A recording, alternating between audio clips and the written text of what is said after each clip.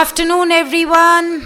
Can we please settle back and start with the next session? We're running way behind time.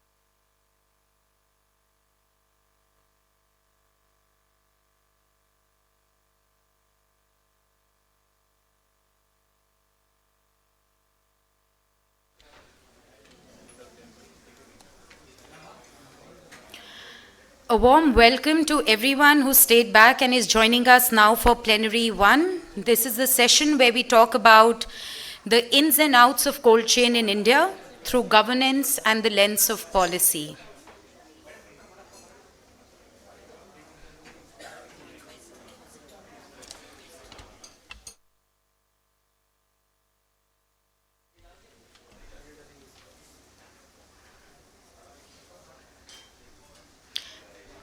Thank you, everyone. So as we're running quite behind time, I'm going to skip the introductory part and I'll leave it to the presenters and the panelists to enlighten you more on the topic. So very quickly, the next session is going to have 3 important segments. The first segment is where a few presenters from AEEE will run you through a short presentation. That will be followed by a panel discussion. We have a few experts amongst us today. And then we'll have a short Q&A round where the audience can go into the depths of clarifying whatever questions they have. Again, quick reminder, please feel free to go back to LinkedIn and Twitter and use the hashtag #CoolItDown. Thank you. Can I please invite my presenter now, Dr. Khushbu Gupta from AEEE to take over.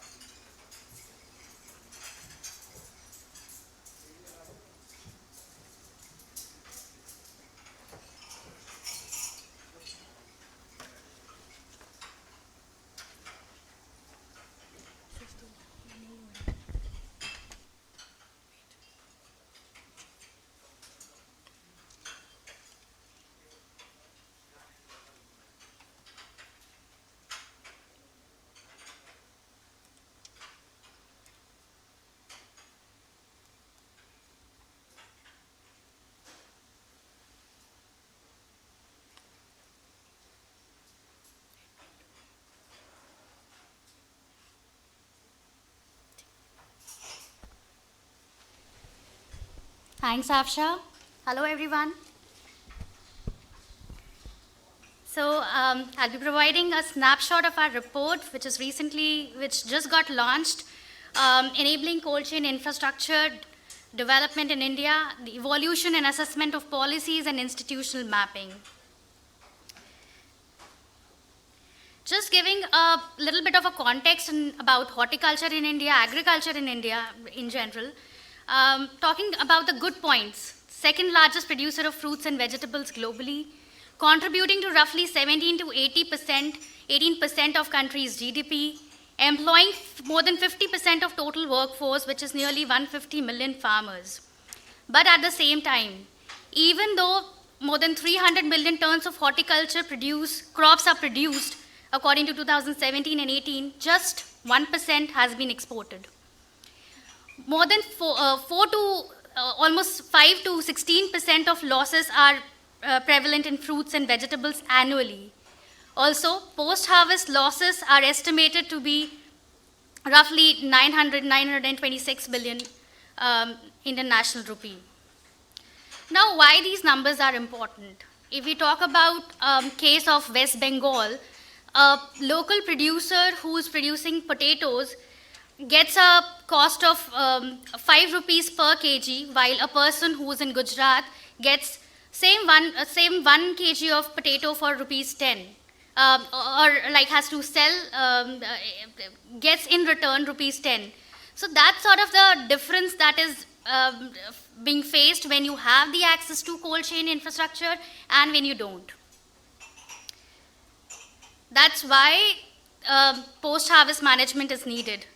There are several reasons why there has been significant food losses. Lack of cooling facilities, solutions, lack of post-harvest management skills, lack of sufficient market linkage. Now, all these three things are boiling down to just one point, that is having lack of cold chain infrastructure. When we talk about the farm to fork journey in India, or when we talk about just farm to fork journey, we talk about where the produce has been produced, that's the farm, going to pack houses, reefer vehicles, cold storages, retailers, and then it comes to consumers. But what happens in between is that there are a lot many losses that occur. If we talk about India, it's just the cold storage that has been understood as cold chain infrastructure, not this entire cold chain. Most reports and literature highlight that there is a lack of cold chain infrastructure. However, there has been little said about why this is so. And that is where the report enabling cold chain infrastructure talks about why there is this gap. It talks about the different actors that have played an important role in creating the cold chain infrastructure that India has currently, and the different policies, different schemes that have contributed in the way we see cold chain now.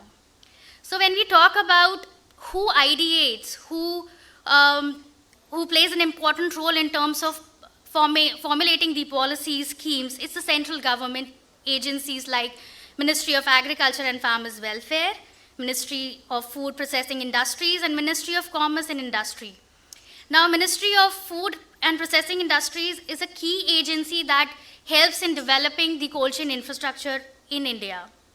In terms of agencies that support, autonomous organizations like the National Center for Cold Chain Development, National Bank for Agriculture and Rural Development, and Agriculture and Processed Food Products Export Development Authority are a few agencies that support these central agencies in implementing as well as in curating the cold chain infrastructure for the country. Now, this is about ideating and supporting, but who implements? It's actually the state and local actors who implement the cold chain initiatives. Farmer producer organization, Krishi Vikas Kendra, and cold storage and pack house owners are the ones who drive these sort of initiatives. All these cold chain infrastructure are for them and needs to be initiated in a way which is more productive, more useful for them. If I talk about the evolution of cold chain through 5-year journey, the elements of cold chain got introduced since the 5-year plans, be it licensed warehouses, be it the storage facilities, but the key term cold chain got introduced in the 7th 5-year plan, which was 1985 to 1990. We can see that there has been a division from pre-2000 and post-2000 facilities that have contributed to cold chain infrastructure. Pre-2000, it was more about building some warehouses, building some cold storages, providing some sort of support in terms of securing the food. But it was heavily investing about how to produce, what to produce. So mainly the focus was on pre-harvest management, giving the right crops, giving the right types of grains, but there was less focus on the food security part. While post-2000, there has been policies, there has been committees which dedicate efforts towards building a cold chain infrastructure in building and securing the food for the nation. and for export. Coldchain sector in itself is a bit niche, and so the development that is happening has been post 2000. I would say even post 2005 there has been more developments, more policies, committees coming together and talking about why there is a need to have a cold chain. What is a cold chain? Even today, I would say that a number of people understand cold chain as just the cold storages. They don't even know about what are pack houses, what are reefer vans, what are ripening chambers. They have no clue because they just fix to cold storages.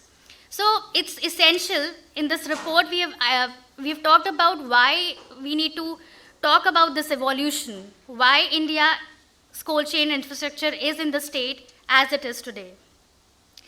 Policies like, or missions like Mission for Integrated Development of Horticulture that was introduced in 2014 played a pivotal role in terms of building cold chain infrastructure, providing support to the local agencies, local state actors to develop cold chain infrastructure. More recently, Doubling Farmers Income Committee got established. The government came up with a number of reports talking about how we can double the farmers' income. And cold chain will play an essential role in this sector. I would also like to talk about two very recent developments that have happened. The India Cooling Action Plan that talked about it's not just building cold chain important, it's building energy efficient cold chain important. The other thing is the draft logistic policy that will soon be released talks about the holistic development of cold chain infrastructure. So we can't just build some cold storages, we can't just build some pack houses somewhere without the knowledge of understanding how will they be connected, how are they functioning. Are those cold storages, those pack houses useful for the farmers around the area or not? So that's the way we need to think. It's policy implementation has to happen in hands with the local agencies, with the local farmers. If we need to have more, if we need to develop sustainable cold chain infrastructure in India. Just to summarize the essential parts of the report, while we talk about various ministries, central, state, and local actors working to implement cold chain across India, there's still a gap. They still do not work together. They operate in silos. In addition, when we talk about developing a sustainable cold chain infrastructure, we talk about just the ministries or the actors who are involved in agriculture or horticulture. But we do not keep in mind the actors who can help in developing the energy efficiency part, like the Bureau, like Ministry of Power, Ministry of Finance, Ministry of Rural Development. So these are the actors who need to be tied together, who need to be brought together to talk about developing the cold chain infrastructure holistically. We need to combine their synergies to better plan and execute the development of cold chain across India. The past 5-year plans, policies, and missions indicate that there has been a heavy emphasis on food production with little or no measures to maintain production quality. And that's wherein the cold chain infrastructure's role comes in. Also, examining the missions and policies about cold chain development reveals that central government has focused on supporting cold chain actors by providing financial assistance, technological support, and capacity building. But there's a lack of formulating policies or schemes around building energy efficient and low climate impact cold chain infrastructure. There is also a need to standardize the cold chain elements. Right now, there is no set standards or guidelines, which Bureau of Energy Efficiency is currently working on by having some sort of guidelines, some standard guidelines for pack houses. And that's the right direction we need to have. Also, we need to put much more emphasis on research and development for holistic cold chain development. And that's where the role of academia will come into play. With this, I would like to thank you. I'll be happy to have any questions. Thank you.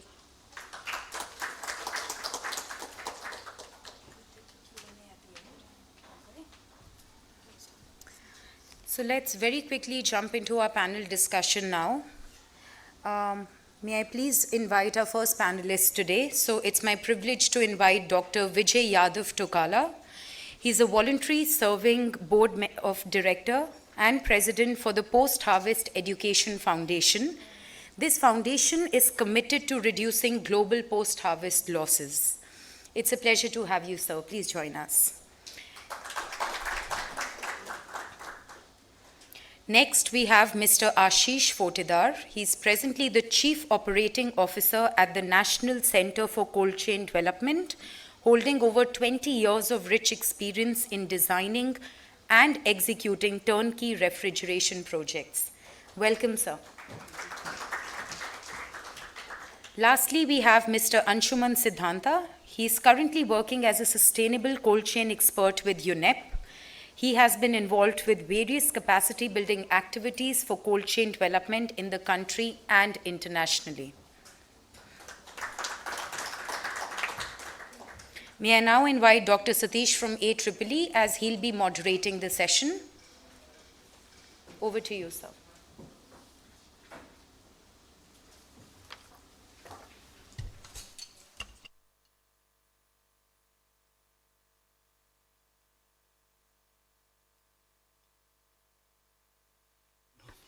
How are you? Good.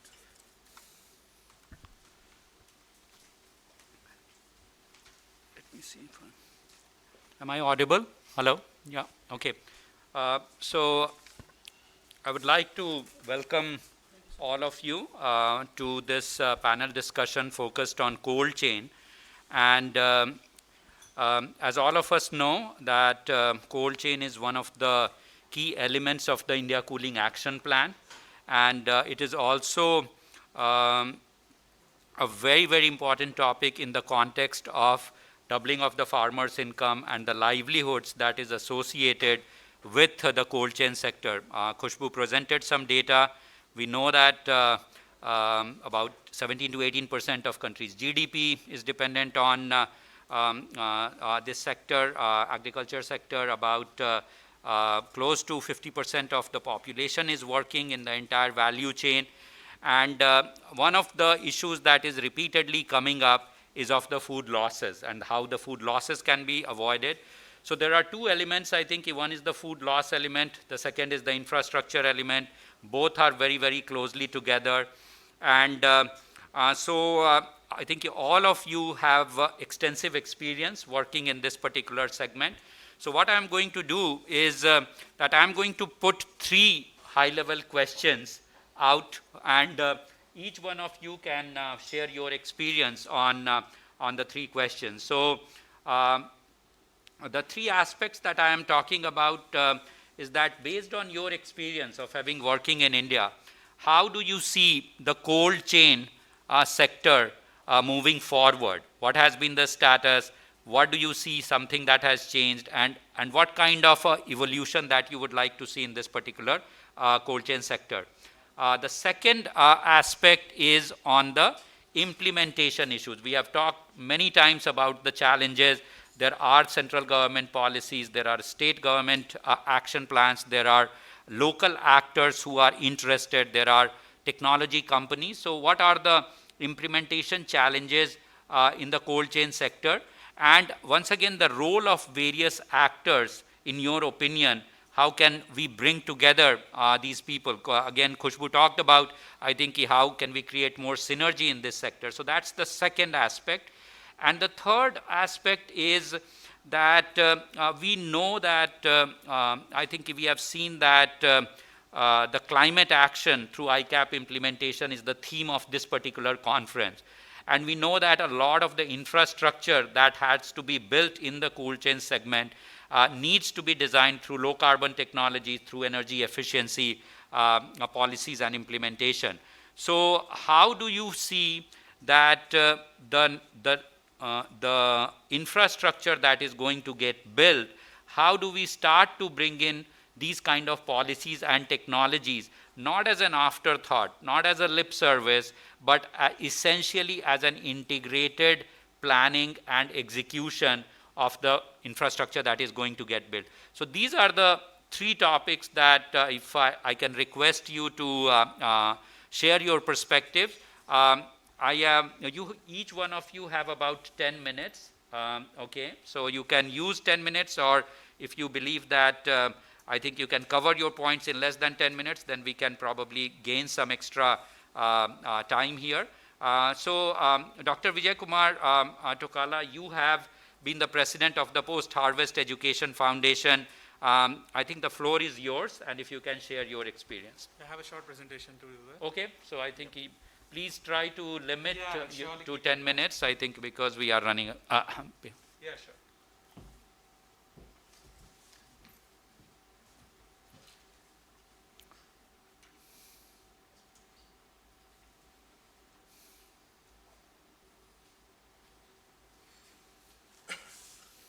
Thank you very much, Dr. Satish, and probably, I think through this presentation with some pictures, I will be answering the questions which you have put on. So, I'm sorry.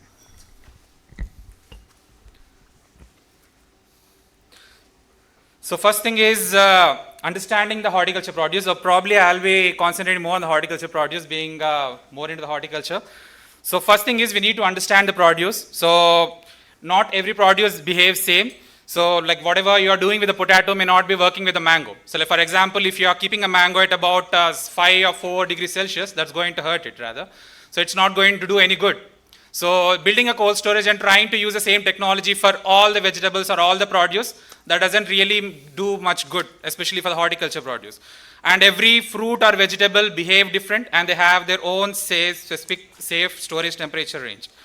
And the next thing is, okay, one more answer, like just building a cold storages or cold chain is not going to do the job. So that's not going to double the farmer's income.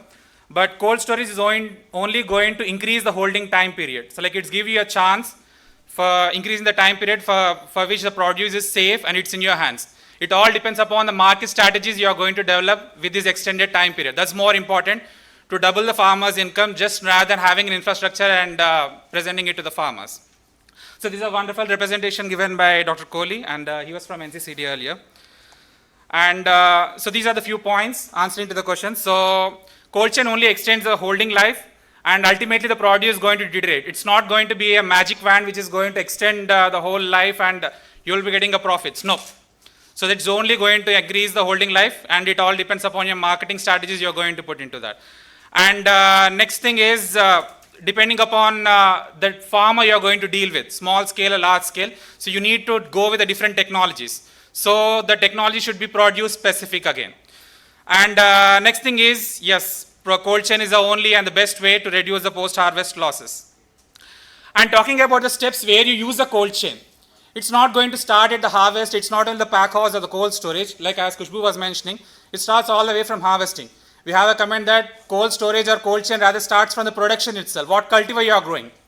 So how you are going to maintain the temperatures during the harvest, pre-cooling, pack house operations, it includes all, like trimming, skipping, washing and all the things. And then processing. And then storage and the transport, these are the steps where the majority of the losses happen and where we have to concentrate. And it's followed by transport and also the household. So the supply chain doesn't end at the transport and reaching to the retail market, but it also is going to continue till the refrigeration at the household levels. So even at what temperatures they maintain. Yep. And these are all the different stages at which cold chain is there. And also the scope.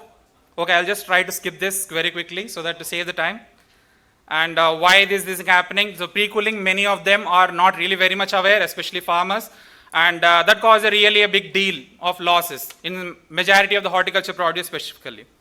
And then transportation, yeah, we are still in the precarious stage, and the reefer vans, especially talking about the horticulture produce, are not really very specifically being used for the horticulture produce. Majority of them are for meat or dairy products. And Indian government is already supporting a lot, especially through the MIDH. So, and there are other organizations too. A lot of subsidies are being given. And the scope is, as Dr. Satish earlier mentioned, public-private partnerships have really a very great scope in this transportation. And then developing a reefer vans based upon the different capacities, not having a huge vans rather than depending upon the capacities of handling and ability to, these have ability to change and keeping an ability of changing the specifications. This is going to give you the success. Cold storage is again, as already discussed, we already have a huge capacity of cold chain. So according to stats of August 2020, it's about 37.425 million metric ton. So we do have a huge capacity of cold chain, but how it's being used? and what are the different specifications for the different fruits are being used. Just because you kept a fruit or a vegetable in the cold store, it's not going to do a difference, and it's not going to reduce the loss, or it's not going to increase the income. So again, so over here, the capacity building, as Dr. Vibha has mentioned, the capacity building plays really a big role over here. And then we have some limitation with the cold storage developments too, and storage development, mainly electricity supply. And then next comes with the mixed loads, which is a common mistake of the majority of the cold store handlers. So they do a mixed load. What does a mixed load mean? You can't store a potato with an apple, or you can't store, especially if you're going to physiological part, every fruit have different behavior. Just like a person has a comfortness at 23 degrees Celsius, and someone might have it comfort at 14 degrees Celsius. Same thing goes with your fruits. Same thing goes with your vegetables. You can't deal a cucumber and a potato in the same way. Mixed loads are not really a good thing to do, especially when you're talking about the cold storages. And then knowing a product specific requirements. Each vegetable, I'm repeating it again, each vegetable and fruit have their own specific requirements. Whatever the policies or whatever are going to be done, have to be done in another way, not having a refrigeration and then giving it to the produce, rather than develop a refrigeration based upon the produce.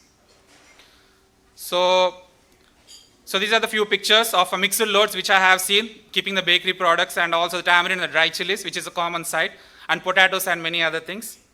The next thing is the retail cooling, which is also often neglected. So these also has to be concentrated, and today, of course, when you go to the majority of the retailers, they believe that if a produce is expensive, like if it's a dry almond or walnut, they keep it in the cold or refrigeration rather than keeping the fruits or vegetables, because they think that they are not really very expensive. Maybe they might not require a refrigeration, but it's another way around. So you need to know what exactly requires a refrigeration, what doesn't require. So how do we do that? So in the retail, even today, you see most of them use moist jute bags or water sprays, or of course, today they are high-end retail shops where they are using refrigerated stores for keeping the vegetables. That's a good sign. But still, they are not keeping not everyone, but they are not really specific what fruit requires or what temperatures. You can't keep both the fruits or all type of fruits at the same refrigerator unit. So there is a scope for training retailers and staff who are handling this thing, and to know what is an appropriate temperature choice, what are the food safety issues too, especially when you are using moist jute bags. And then comes a very interesting topic, the clean cold chain. So again, it's really a talk of town these days. Today's solution shouldn't be a tomorrow's problem.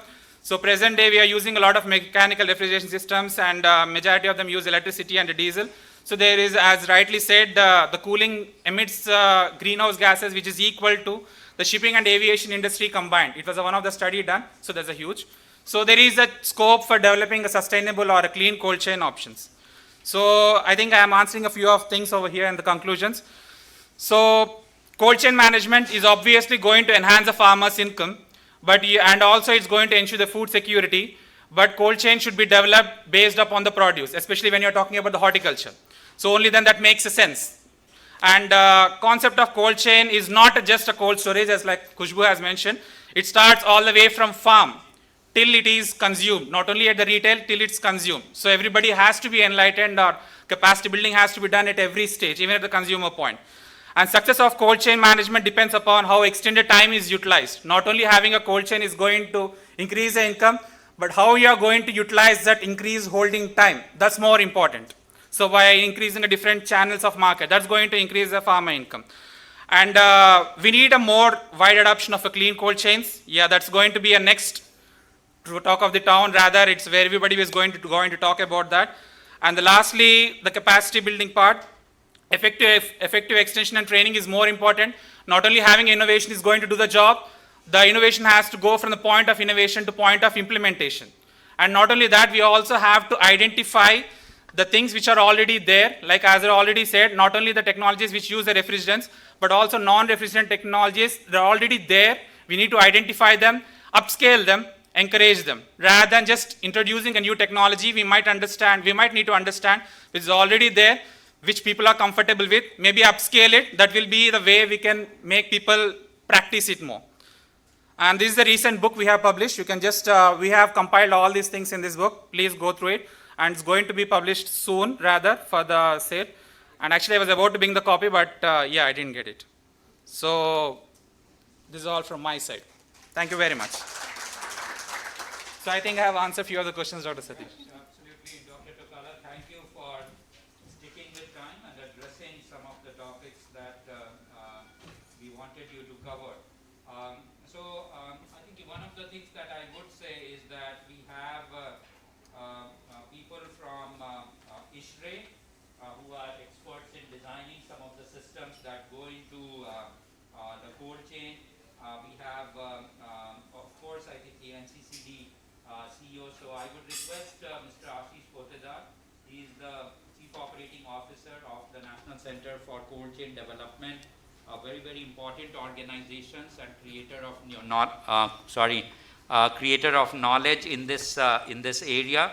So, Mr. Potedar, if you can address some of the questions that I have posed, and also because we are talking cooling and refrigeration, so what do you see as the role of refrigerants? This is something that you have heard that people have talked about the importance of Kigali Agreement and how the technology development is going to get impacted by the choice of refrigerant. And also for the benefit of the audience, if you can also just quickly let people know that what is the role of NCCD and how do you see that actually becoming even more important in the coming years. Thank you. You don't have the presentation. Yeah, okay. He doesn't have the presentation. Okay.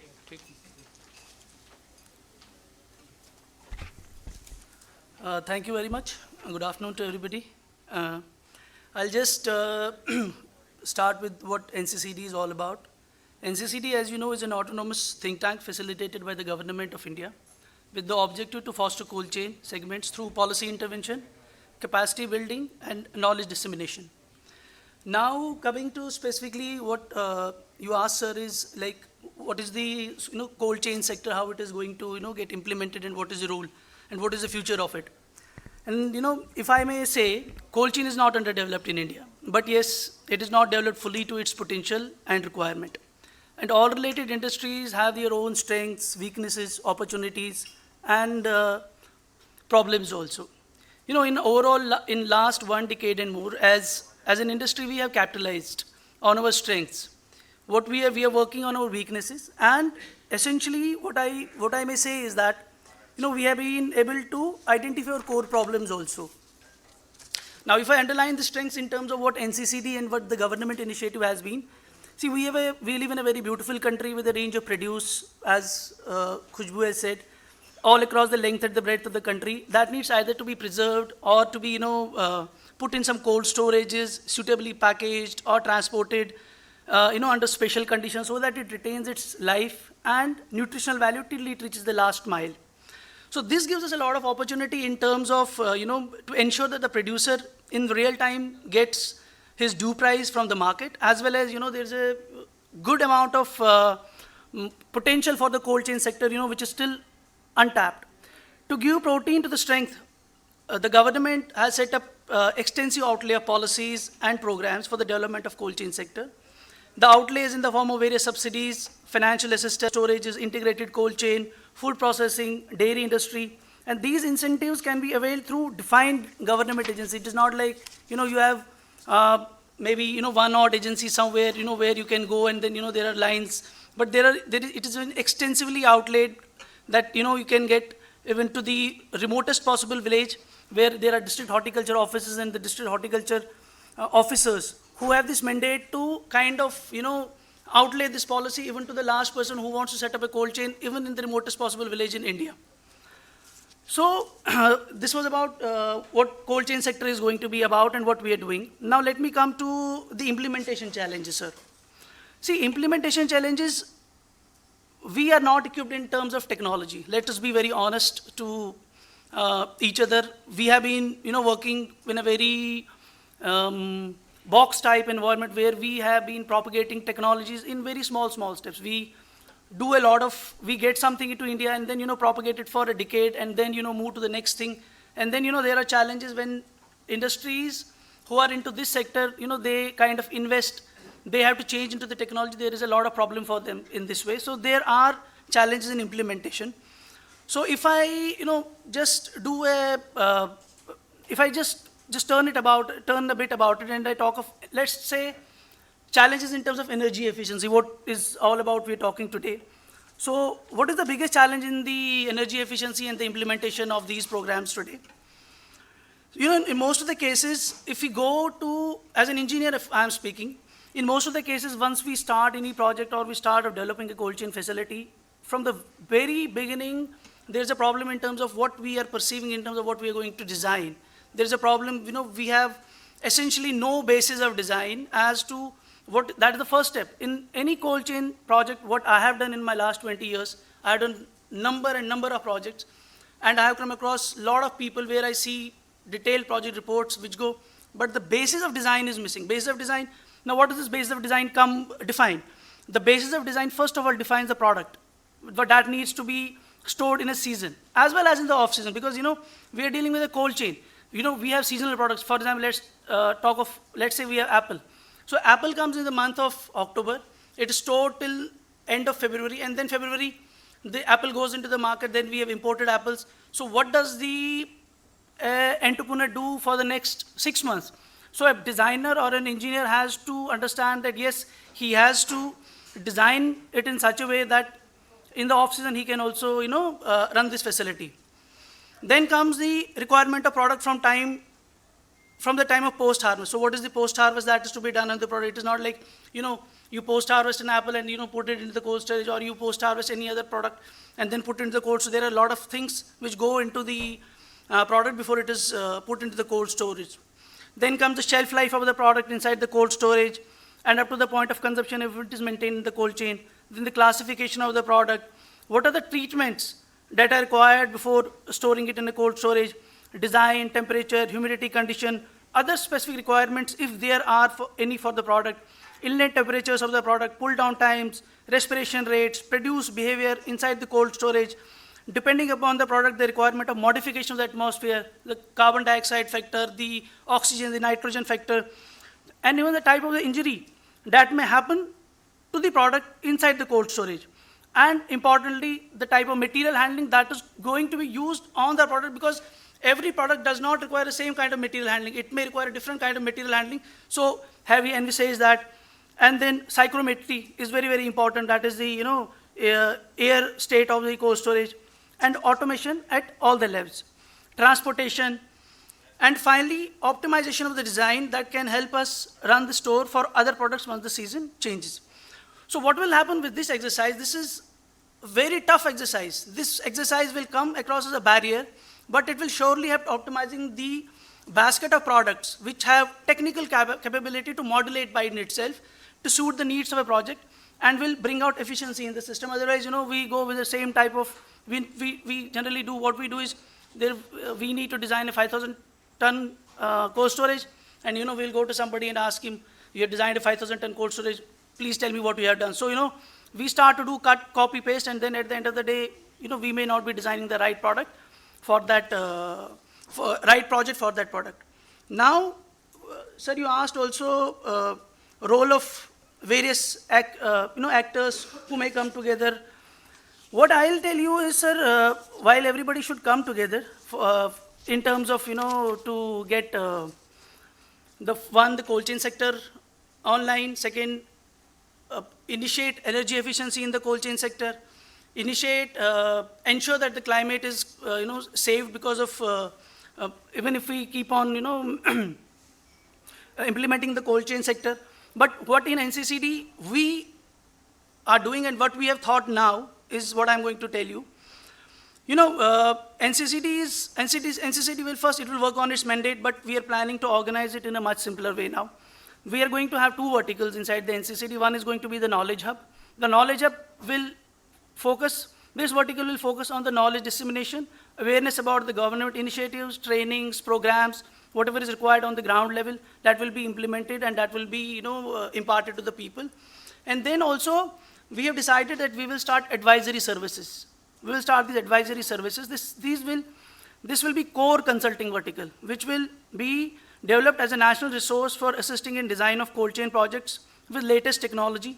We will ensure projects are developed in accordance with the best standards followed in the world, and the focus would be modern outlook to the projects project layout as per the available land, refrigeration design which will have energy efficient designs, part load designs, component designs, refrigeration controls, and automation through microprocessors, design based on product and its heat load, material handling, and assistance in implementation and hand-holding till the project is completed, sir.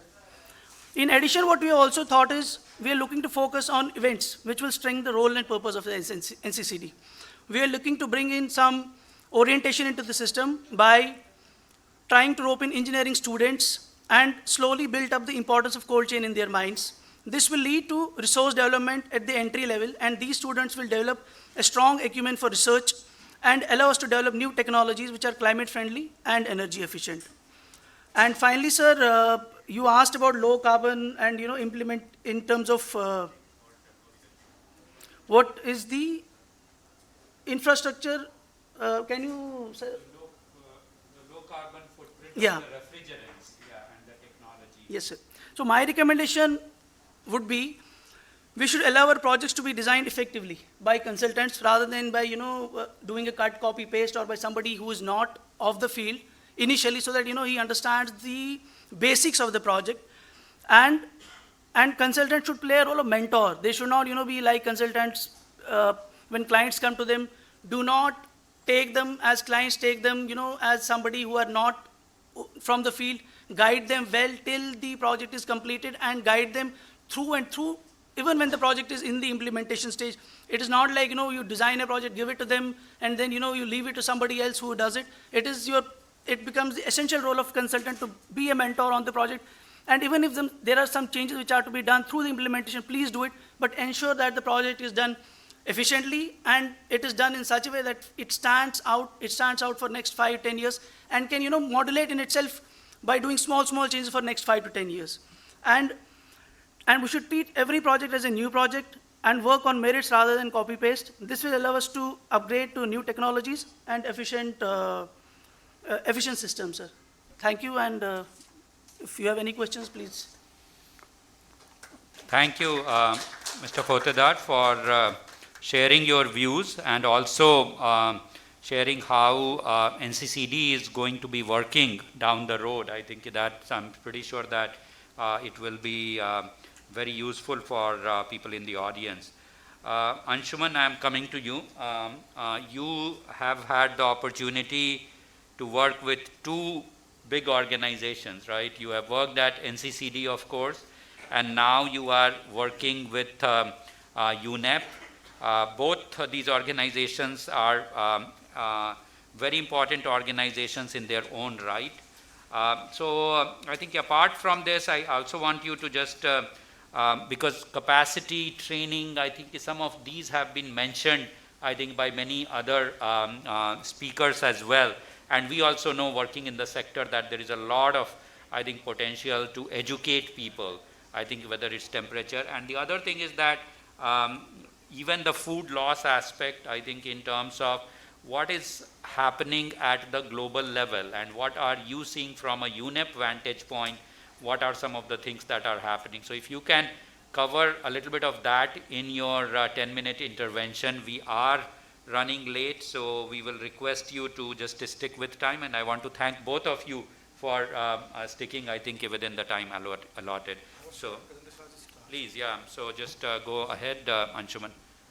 I will let you know, I think, a minute before your time is going to be up. Thank you, Satish ji. Good afternoon to everyone. I am Anshuman from United Nations Environment Program. As already discussed, we have extensively spoken about all what food loss is happening in India and what is the cold chain stands at. We already know that how nascent cold chain is in India, and right now we are trying to address that. As part of United Nations, we are trying to integrate sustainability into the cold chain and how we can bring in renewable energy integration and deployment and energy efficiency into the cold chain.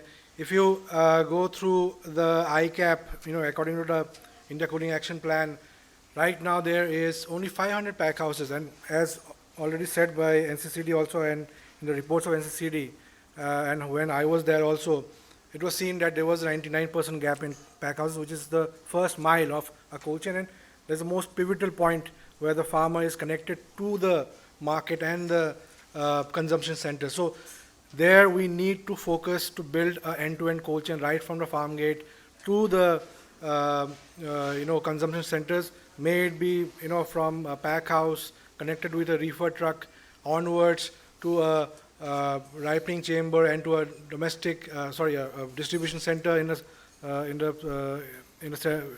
consumption centers, and how we can link this missing links. Till now we have been concentrating on static storage, which is not the solution. Static storage is not the answer.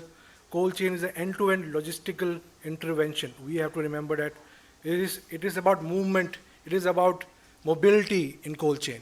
It is not about static storage. So that conceptual change has to be brought about by awareness building, by capacity building. So looking at what the government is doing, you know about the doubling farmer income report, where it says that we need to build 22,000 of the Grameen agriculture markets, which will be actually, this is nothing but essentially the pack houses. These are the community cooling hubs where we create synergies between, not only for horticulture, we can create synergies between vaccines.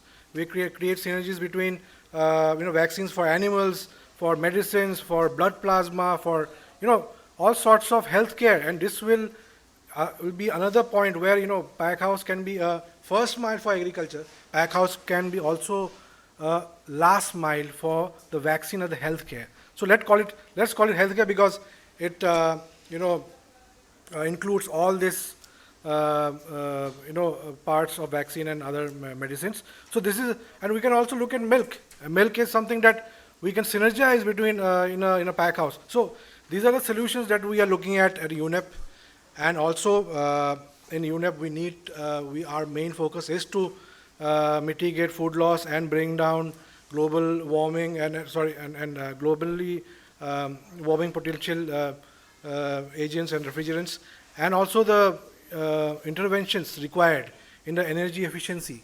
So here what the ICAP is also projected is, by 2037 there will be around 125,000 pack houses. And think about the refrigeration demand and the cooling and the,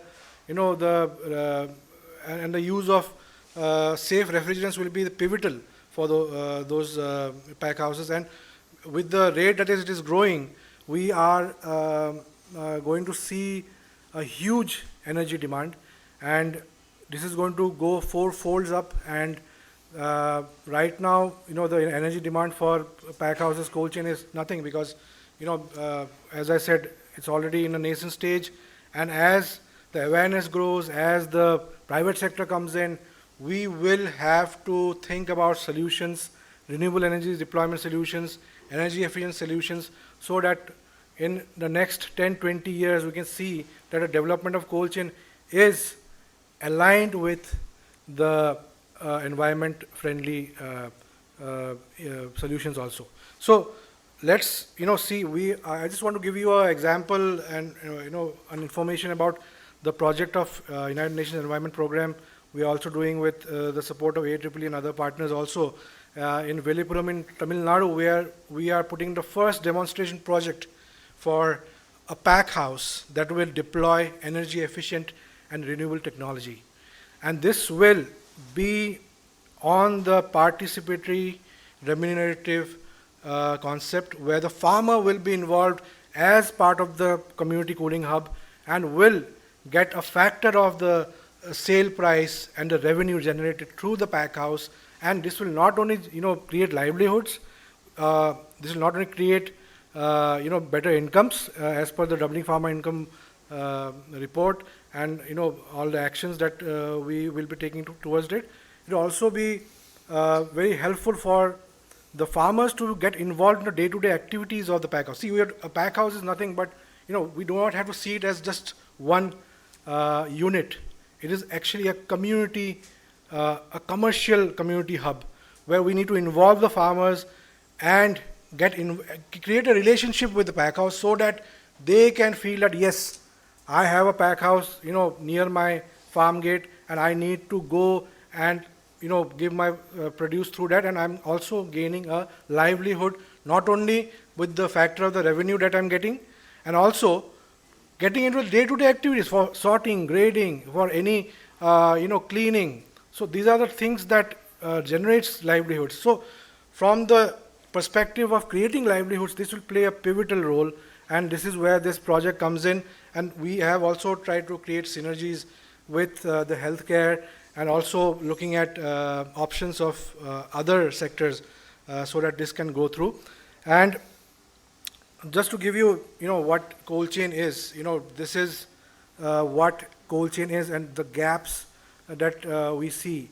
The right from the farm gate, from the initial sorting, grading, how we have to take it through, a non-reefer truck. We do not use a reefer truck to take it from the farm gate to the pack house. So there are some wrong concepts, floating around where, people are using, refrigerated vans from the farm gate to the pack house. And pack house is in itself the collection point. We do not need pickup points or collection points to be created, because we need to minimize the handling. The minimum is the handling, the minimum is the loss and the damage to the produce. So we need to keep in mind and how this is going to impact. So this is how a pack house will play a pivotal role. Obviously, cold storage is after that, where it is connected by a reefer truck, but the protocols and the standards that has to be followed, and the designing of the pack house plays again a very important role in this. As Mr. Fodedar also said,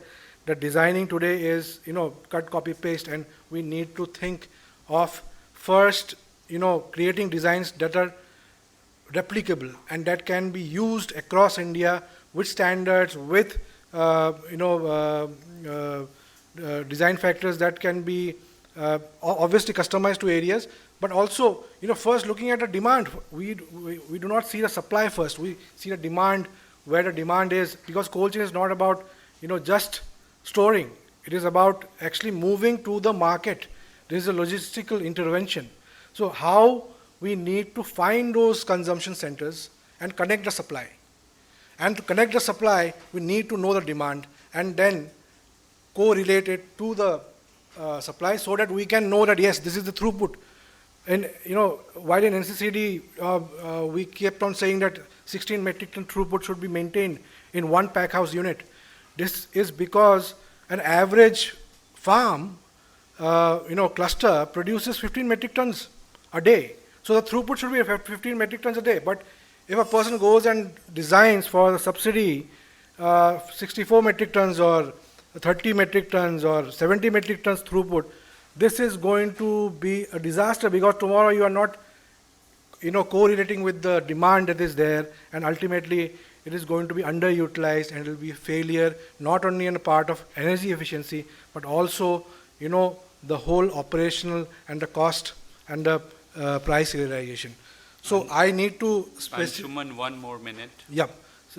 Thank you, sir. I mean, just to say that how various sectors can play various roles, and how private sector, obviously we need cross-sectoral collaborations. We need people to communicate. We need ministries and line departments, the state horticulture missions, all agencies in this development of cold chain to synergize their efforts. And not only that, but also to harmonize the standards and policies across ministries. We do not need a standard created somewhere being differently perceived in a different area. So there should be harmonization with not only domestic standards but also international standards. As UNEP, we are also part of we have the Cool Coalition, which helps us, linking us with various international organizations and experts and stakeholders. We are blessed to have those experts here. And India is one of the key discussion points around UNEP's efforts to develop sustainable and integrated cold chains in India. Thank you, sir. Thank you. Thank you, Anshuman. And we are running a little late, so I'm going to use my privilege to maybe cut short some of the time we have allocated because we are more than half an hour late.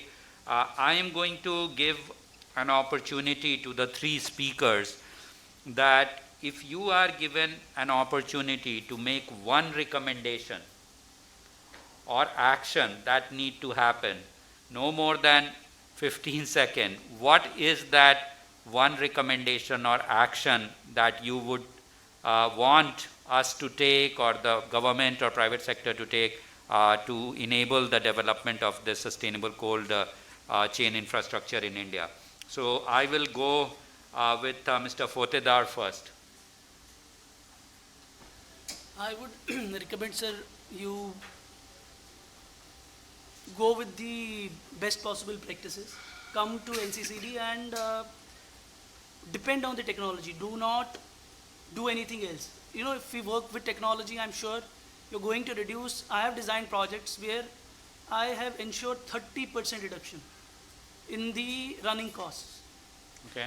So if we start designing, you know, basically with this intent that yes, we need to reduce energy consumption, we will be surely doing so. Okay, design well, use the appropriate technology. Yes. So I think that's your recommendation. Okay, thank you, Mr. Fotedar. Anshuman, what is your one recommendation or action that you would like to promote? Sir, I mean, I have already discussed my presentation, and I kept on saying that, you know, we need to bring in mobility in cold chain, and we need to see it as a logistical intervention, and we need all the ministries and agencies to focus on bringing the seamless mobility and not only think of, you know, cold chain is just for storage, and also harmonization of all the standards and policies across all line ministries and all agencies. Thank you. So harmonization of actions across ministries to promote common standards. I think that's one. You cheated. You also said that there is a logistics, cold chain needs to be treated as more as a logistics play rather than just a cold storage play. So, okay, thank you, Anshuman there.